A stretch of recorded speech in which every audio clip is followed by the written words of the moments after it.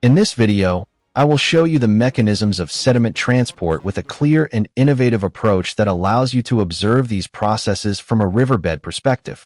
The coarsest sediments, pebbles and gravel, cannot rise into suspension. Water drags them slowly, making them roll and slide along the bed.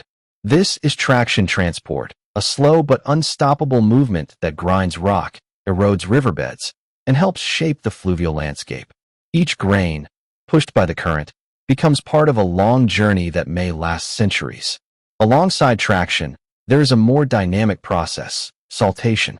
Here, smaller and lighter sediments are lifted for short distances and then fall back to the bed, moving in little jumps. Imagine millions of sand grains bouncing like tiny spheres pushed by the current. This constant hopping and falling creates a lively flow, capable of moving vast amounts of material without ever stopping.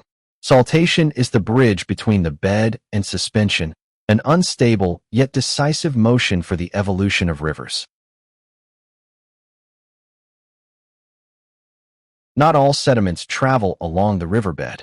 Most remain suspended in the water, carried for kilometers by the invisible force of currents.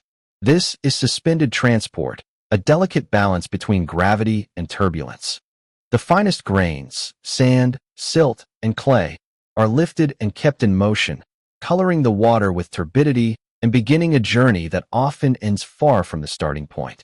This process, silent but powerful, carries up to 90% of a river's sediment load. It feeds ecosystems by transporting vital nutrients, and at the river mouth it builds new land. Every flood, every change in discharge, can radically alter the amount of suspended sediment, transforming the river into a flow of liquid sand. Traction, saltation, suspension, three different ways sediments move along rivers, all connected by a single force, the energy of water.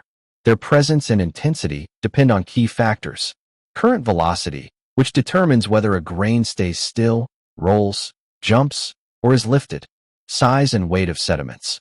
A boulder moves only under extreme floods, while sand and clay can travel hundreds of kilometers. River slope, which controls the available energy along the course. Discharge and turbulence, which vary with the seasons, rainfall, and sudden floods.